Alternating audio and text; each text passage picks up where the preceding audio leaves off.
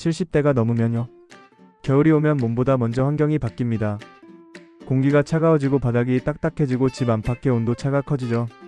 이때부터 사고의 위험이 조용히 올라갑니다. 그런데 많은 분들이 이렇게 생각하세요. 나는 아직 괜찮다. 나는 집안에만 있다. 나는 조심성이 많다. 하지만 통계는 정반대 이야기를 합니다. 70대 이상에서 12월에 발생하는 사고의 절반 이상은 외부가 아니라 집안에서 시작됩니다. 그리고 그 원인의 중심에는 의외의 한 가지가 있습니다. 오늘 영상의 핵심입니다. 70대 이상 12월 사고의 대다수는 이것 때문입니다. 왜 12월이 되면 사고가 급증할까? 사람의 몸은 나이가 들수록 변화에 느리게 반응합니다. 특히 추위에 대한 반응이 그렇습니다. 젊을 때는 찬 바닥을 밟으면 바로 몸이 긴장하지만 70대 이후에는 반응 속도가 떨어집니다.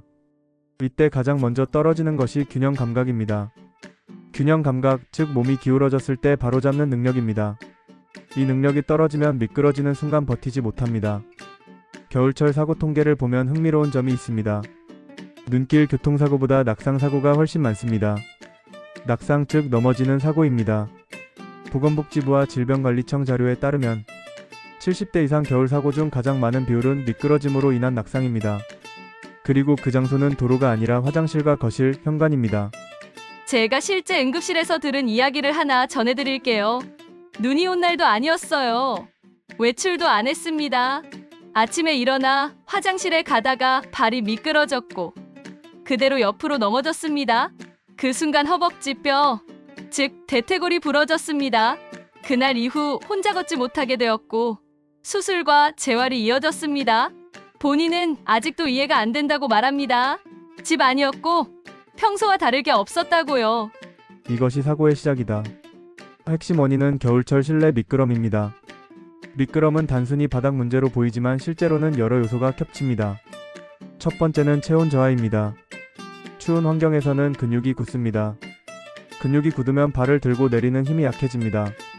그러면 보폭이 줄고 발바닥 전체로 걷지 못합니다. 두 번째는 혈압 변화입니다. 추위는 혈관을 수축시킵니다. 혈관 수축이 일어나면 혈압이 오르거나 갑자기 떨어질 수 있습니다.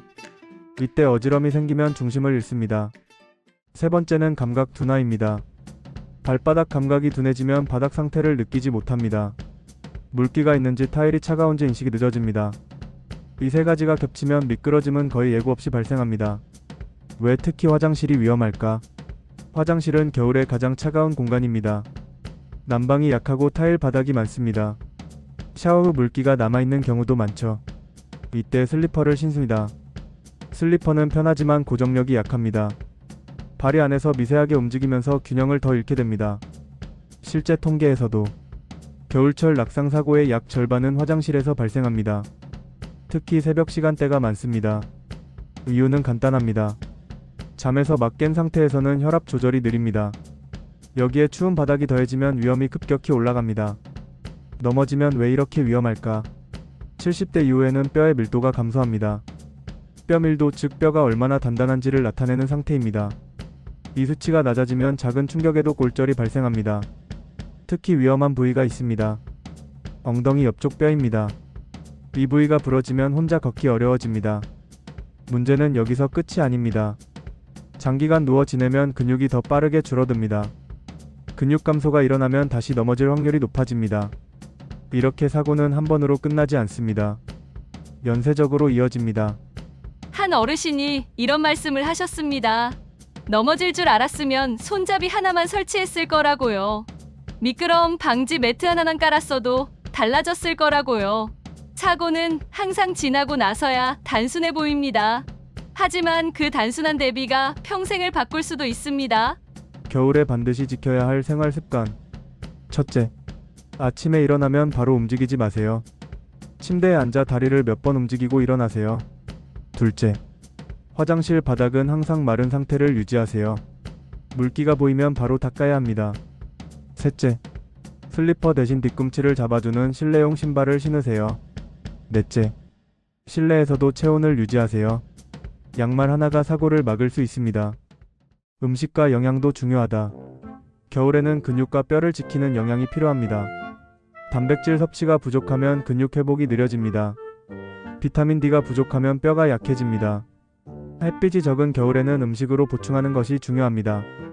등푸른 생선, 달걀, 우유 같은 식품이 도움이 됩니다. 이와 관련된 겨울철 낙상 예방에 도움이 되는 식품 정보와 실내용 미끄럼 방지 제품을 영상 아래 고정 댓글과 프로필에 정리해 두었습니다. 지금처럼 추운 계절에는 작은 준비가 큰 사고를 막습니다.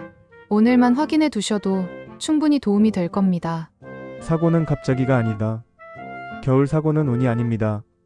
대부분은 환경과 습관이 만든 결과입니다. 오늘 이 영상을 보셨다면 이미 한 발 앞서 계신 겁니다. 지금 집안을 한번 떠올려 보세요. 화장실 바닥, 현관 입구, 슬리퍼. 바꾸기 어려운 건 없습니다. 의식만 바꾸면 됩니다. 이 내용이 도움이 되셨다면 구독 한번 눌러주세요. 이런 정보는 알고 계셔야 할 분들에게 계속 전해드려야 합니다. 영상이 유익했다면 좋아요도 부탁드립니다. 다음 영상의 방향을 정하는 데 큰 힘이 됩니다. 그리고 댓글로 남겨주세요. 집안에서 가장 불안한 공간이 어디인지, 여러분의 경험이 다른 분들의 사고를 막을 수 있습니다.